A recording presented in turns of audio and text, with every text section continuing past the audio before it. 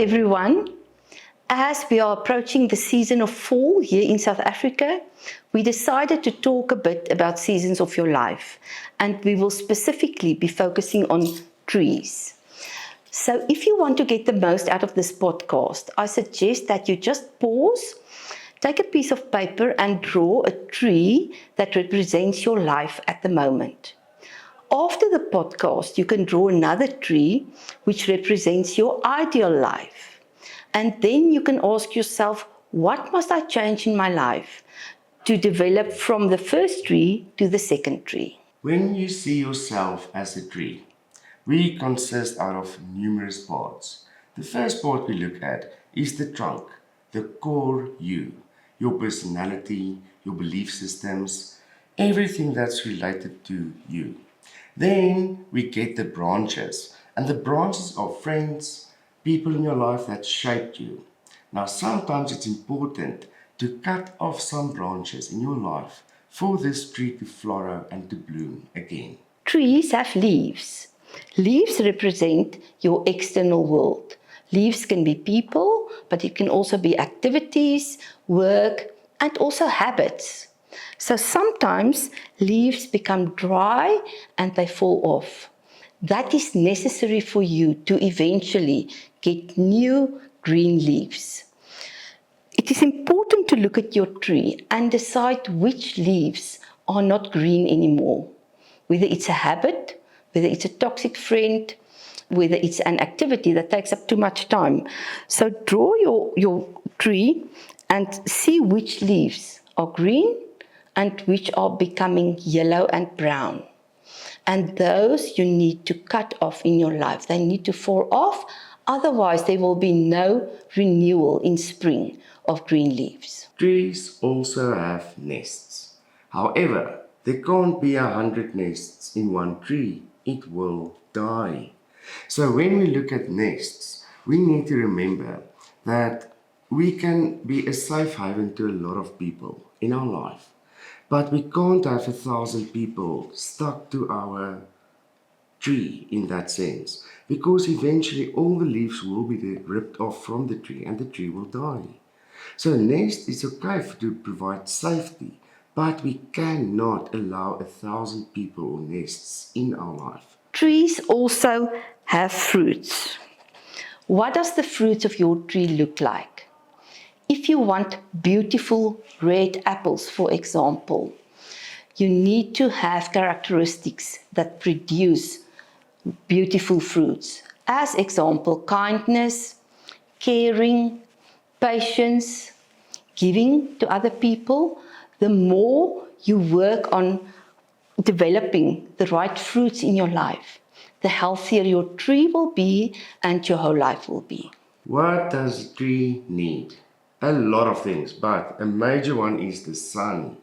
And when we look at the sun, we represent itself as light. We need to have light moments in our lives. As soon as we turn to darkness, for example, watching negative videos, looking and focus your attention on sad things, then the light is getting diminished.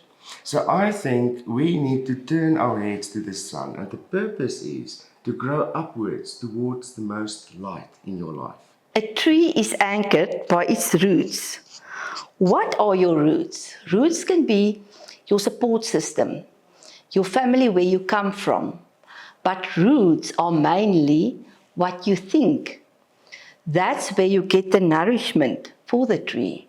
So if you constantly have negative thoughts or thoughts with the word must in, like I must do this before I can be happy, your tree will not flourish. The roots of the tree are actually here in your head. You're constantly busy talking to yourself. Make it a nice place. See that your thoughts are nourishment for the roots of your tree. So there's also many harmful things that can happen to a tree. One of them can be termites. Now when we look at termites, it's the small little things in life that will affect the tree itself. Sometimes we need poison to deal with these termites. And when we look at poison, it's basically a boundary. So to eliminate the threat of termites, we need to set a boundary.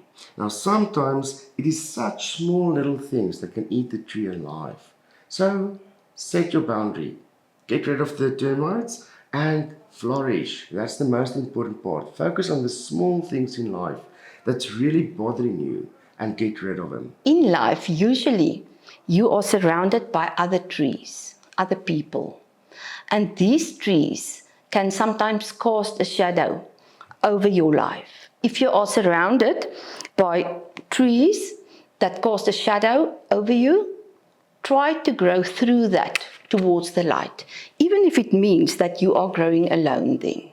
And also remember that if the tree next to you bears lemons and you are an apple tree, you can try your best, but you won't be able to bear lemons.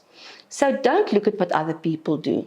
Just bear your apples. There's so many seasons in life, and every season affects the tree differently. So, in order to have a spring, we definitely need to have a winter, where we get rid of all the old leaves, the growth is in the roots, and the most important thing is we need to remember seasons aren't linear in a person's life. So one day it might be that you have a winter season, and the next week or what you might have a spring season. It's not linear, but when we look at the whole tree as a whole, we need to look at the roots where your nutrients is coming from, the termites, the leaves, the fruit. So seasons of change is needed.